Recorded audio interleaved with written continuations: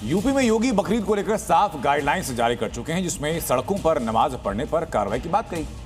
लेकिन तब भी एक भाईजान ने योगी को चैलेंज करने की कोशिश की, सड़क पर नमाज पढ़ने की जिद की, जिसके बाद क्या एक्शन हुआ वो दिखाते हैं। आज पढ़नी आवश्यक है, आप शिफ्ट में पढ़ें।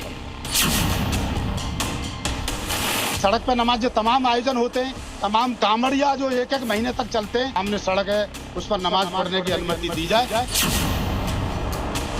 यार से मानेंगे ठीक बात है, नहीं मानेंगे तो दूसरा तरीका अपनाएंगे। यूपी में सड़क पर नमाज नहीं होगी, ये योगी साफ साफ बता और समझा चुके हैं। बकायदा ये भी कह चुके हैं कि प्यार से मानेंगे ठीक है, नहीं तो दूसरा तरीका अपनाएंगे। लेकिन शायद अलीगढ़ के भाईजान को योगी की ये सीधी सीधी बात समझ में नहीं आई, और जब नियम का उल्लंघन करने की कोशिश की गई तो अब योगी फोर्स दूसरा तरीका अपनाने को तैयार है।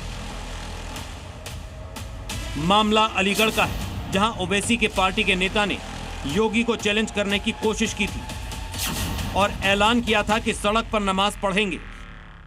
ईदगाह पर जब तादाद ज्यादा हो तो हमें जो ईदगाह के सामने सड़क है उस पर नमाज पढ़ने की अनुमति दी जाए। कि सड़क पर नमाज जो तमाम आयोजन होते हैं, होली है, दिवाली है, दुर्गा पूजा है, दशहरा है, तमाम कीर्तन है, तमाम कांवड़िया जो एक एक महीने तक चलते हैं, उनको रूट डाइवर्ट कर करके सड़क जाम कर दी जाती है।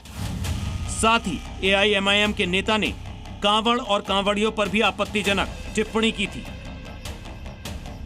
और वही कांवड़िये जो सड़कों पर और तमाम उपद्रव करते हैं तो उनके लिए सड़क रोकने की अनुमति है, और 15 मिनट के लिए सादगी के साथ अगर मुस्लिम समुदाय के लोग नमाज अदा करना चाहते हैं तो उनके लिए मुख्यमंत्री धमकी दे रहे हैं।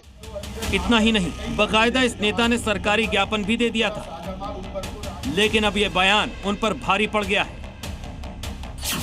AIMIM के जिला अध्यक्ष के खिलाफ केस दर्ज कर लिया गया है, जिसमें दंगा भड़काने के इरादे से जानबूझकर उकसाने की धाराएं शामिल की गई हैं।